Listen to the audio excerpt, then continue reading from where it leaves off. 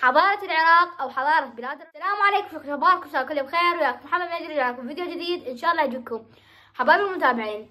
اليوم الفيديو مالتنا رجعنا لسلسلة العراق العظيم حضارة بلاد الرافدين. قبل أن نبدأ بالمقطع لا تنسون اللايك والاشتراك وتفعيل جرس التنبيهات، وخليكم ويا الفيديو. حبايبي المتابعين، تميز العراق بتعدد الحضارات الموجودة فيه، من الحضارة السومرية والحضارة الأكدية والحضارة الآشورية والحضارة البابلية والحضارة الإسلامية. واختلفت الآراء بخصوص أصل كلمة عراق ومعناها.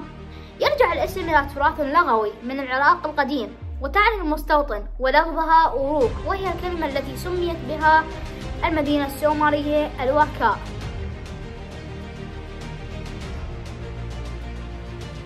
وقل استعمال لكلمة أوروك في العهد الكيشي منتصف الألف الثاني قبل الميلاد.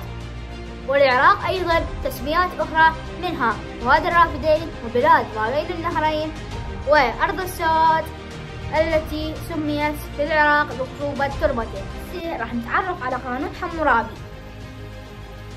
كتب قانون حمورابي على مسلة، وهي عبارة عن عمود طوله 8 قدم، أي ما يعادل 2.25 متر، وعرضه 65 سنتيمتر، وهي من حجر البازلت الأسود وبالخط المسماري. وقد حفرت القوانين على مسلة سوداء مزينة بصورة الملك حمورابي وهو واقف أمام إله الشمس الذي يرمز إليه على العدل في بلاد ما بين النهرين. ويتكون القانون من 282 مادة قانونية.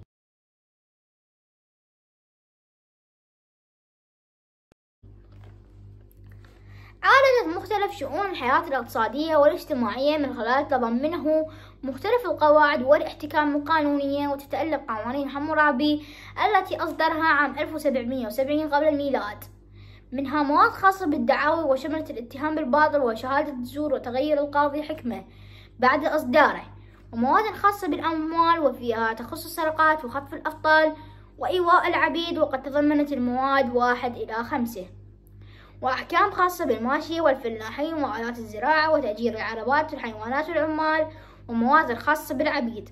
الحكم بالموت على سيد البيت لأنه قام بإيواء أحد الهاربين ذكرا أم أنثى ولم يقم بإظهاره أمام المحكمة. حبايبي المتابعين، إذا عجبكم هيك أنواع من الفيديوهات حطوا لنا لايك واشتراك وتفعيل جرس التنبيهات حتى أنزل لكم حضارة وادي النيل في مصر.